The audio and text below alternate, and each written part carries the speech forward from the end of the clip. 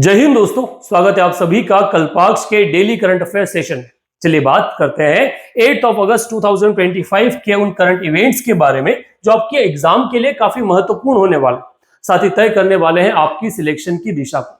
जो लोग इस चैनल पर पहली बार आए, इस वीडियो को अंत तक देखें, ये जानने की कोशिश करें कि किस तरह से करंट अफेयर से आपके एग्जामिनेशन बोर्ड क्वेश्चंस बनाते हैं और उनके ऑप्शंस किस तरह से आंसर्स आपको मिलने वाले हैं। चैनल को सब्सक्राइब करना ना भूले और अगर वीडियो पसंद आए तो अपने दोस्तों तक शेयर जरूर करें।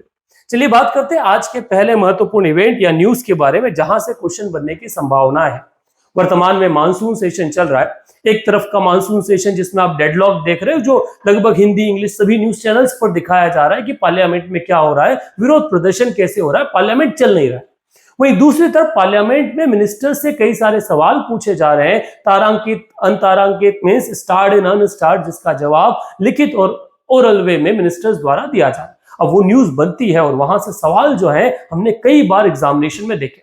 और वैसे ही एक सवाल पूछा गया यूरेनियम ऑक्साइड रिसोर्स को लेकर कि भारत में यूरेनियम ऑक्साइड का जो रिसोर्स है वो कैसा है। पार्लियामेंट का क्वेश्चन था जिसका जवाब जो है वो दिया गया डॉक्टर जितेंद्र सिंह द्वारा, जो union minister of state independent charge है for science and technology and earth science के।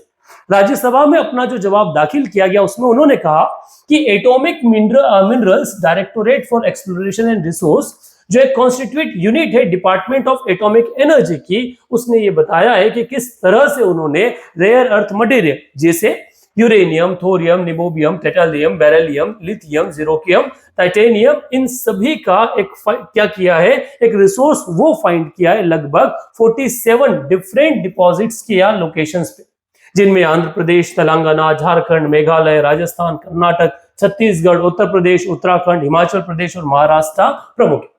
मिनिस्टर द्वारा बताया गया कि एक माइनिंग जिसका नाम है जादूगुड़ा यूरेनियम डिपॉजिट, उसको 1967 में uranium corporation of India limited द्वारा शुरू कर दिया गया था और रिसेंट ईयर में लगभग 26,437 टन यूरेनियम ऑक्साइड हमने इस जगह से निकाला है, जो सिंहभूम डिस्ट्रिक्ट झारखंड में सिचुएटेड। और इसी तरह से और जगह भी हमें यूरेनियम डिपॉजिट का क्या मिला है, अवेलेबल मिला है। तो ये जो जवाब दाखिल किया गया, यहां से एक सवाल जनरली बनता है और वो सवाल पूछता है आप लोगों से, which Indian state has the largest uranium resource? Bharat के किस राज्य में सबसे बड़ा यूरेनियम भंडार है? झारखंड, राजस्थान, आंध्र प्रदेश एंड कर्नाटक।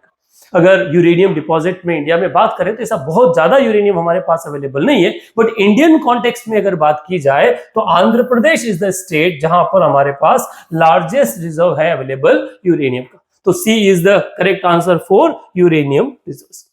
इसी से जुड़ा इसी तरह का एक क्वेश्चन अगर हम देखें पार्लियामेंट में फिर पूछा गया, वही मिनिस्टर जितेंद्र सिंह द्वारा उसका जवाब दिया गया, पर अब यह है production of nuclear energy in the total energy. वर्तमान में भारत सरकार द्वारा इसे सेलिब्रेट किया गया कि जो हमने रिन्यूएबल एनर्जी का टारगेट 8-7 साल पहले 5 साल पहले पूरा कर लिया कि हम 50% हमारा पावर जनरेशन रिन्यूएबल एनर्जी से कर रहे हैं। पर उसमें यूरेनियम का सोर्स कितना है रिन्यूएबल एनर्जी में, तो उस आधार पर जब जवाब दिया गया तो मिनिस्टर द्वारा कहा गया कि टोटल पावर जनरेशन में सिर्फ लगभग 3% जो जनरेशन है हम यूरेनियम से कर रहे हैं। 2024-25 में अगर हम टोटल बात करें तो भारत की जो पावर जनरेशन है वो 1830 बिलियन यूनिट जो है वो जनरेशन हुई और उसमें न्यूक्लियर पावर का जो कंट्रीब्यूशन है वो 56.7 बिलियन यूनिट्स है, मतलब 3.1% के आसपास। मिनिस्टर का कहना है कि वर्तमान में भारत की टोटल कैपेसिटी 8780 मेगावाट की है यूरेनियम से, जिसको सरकार का टारगेट है 22,380 मेगावाट तक पहुंचाना और टारगेट रखा है आपका आने वाले ईयर में 2047 तक कि हम 100 गीगावाट तक एनर्जी जो है निकालेंगे। एक प्रेजेंट में कुछ बड़े प्रोजेक्ट जैसे कुडनकुलम जो पावर प्लांट है उसमें वहां पर अलग अलग सेट्स जो है वो इंस्टॉल किए जा चुके हैं और इसी को लेकर जो भिवानी आपका है वहां पर 500 मेगावाट का एक prototype fast breeder reactor install किया गया है कलक्कम तमिलनाडु में, कलप्पम सॉरी। अब यहां से सवाल बनता है क्योंकि न्यूक्लियर एनर्जी पहले से ही लंबे समय से न्यूज में रही है, तो एक क्वेश्चन है शायद आप आंसर कर पाए। सवाल है, as per the recent data which energy source has the largest share in India's total installed power capacity? हालिया आंकड़ों के अनुसार भारत की कुल स्थापित विद्युत क्षमता में किस ऊर्जा स्रोत की सबसे अधिक हिस्सेदारी है? पवन ऊर्जा, सौर ऊर्जा, थर्मल एंड जल विद्युत। तो सबसे ज्यादा हमारे पास जो एनर्जी निकल कर आती है वो थर्मल से निकल कर आती है। तो C is the correct option for that particular question. सवाल की जो रेखा है वो यही नहीं रुकती। अगर हम डिपार्टमेंट ऑफ एटॉमिक एनर्जी से ही बात करें तो कई सारे सवाल पार्लियामेंट में पूछे गए जो वास्तविक न्यूज है। मैं फिर आपसे कहता हूं, जो न्यूज़पेपर आप पढ़ रहे हैं, जो न्यूज चैनल आप पढ़ रहे हैं, वहां पर जो फ्रंट पेज पे खबरें आती है ना, वो खबरें सिर्फ आपका मन खींचने के लिए होती है कि आप पेड करके उन चैनल पर टिके रहे, लंबे समय तक देखें, उन न्यूज़पेपर को खरीदें। वास्तविक खबरें आपको इस तरह से मिलती है जहां पीआईबी आपको सारी चीजें इन्फॉर्म करता है। अच्छा, कुछ क्वेश्चंस कैसे पूछे गए, जैसे global centre, role of global centre for nuclear energy partnership question पूछा गया। Production of nuclear energy, total energy, जिसको हमने इंक्लूड भी किया। Uranium oxide reserve in country, जिसको हमने इंक्लूड अभी किया। इसके अलावा एक नया प्रोजेक्ट है, establishment of 1 nuclear plant in each state, ये भी सरकार काम कर रही है। Promotion of cancer research and innovation centre through the technology, जो एटॉमिक एनर्जी में आता है। Project under nuclear power corporation of India और एडवांस रिएक्टर डेवलपमेंट, ये सारे न्यूक्लियर टेक्नोलॉजी से हैं गाइस। तो प्रोबेबली इतने सवाल अगर पूछे जा रहे हैं तो ये टेक्नोलॉजी आपके लिए महत्वपूर्ण है। सवाल बनना जो है वो भी निर्धारित है कि यहां से सवाल बनेगा। अच्छा, सिर्फ यहां से नहीं, एक और जगह बड़ी न्यूज में रही जो है डिपार्टमेंट ऑफ स्पेस, जिसको हमने थोड़े समय पहले कवर किया था। हमने नाविक के बारे में बात की थी और वो टॉपिक फिर न्यूज में, जैसे क्वेश्चन पूछा गया नाविक को लेकर, सवाल पूछा गया procurement management use of Bhuvan GIS platform, उसको लेकर गगनयान मिशन जो है उसके स्टेटस को लेकर, इंडिया का जो चंद्रयान 4 मिशन है उस 4 मिशन को लेकर। इन चीजों को हमने हमारे सेशंस में कवर किया है। मैं रिपीटेडली इसे कवर करके सिर्फ इसको लेंथ में इंक्रीज नहीं करना चाहता, परंतु मैं आपके सामने एक बात रखना चाहता हूं कि जब हम पढ़ाई कर रहे हैं तो हमें किन चीजों को किस तरह से फोकस करना है।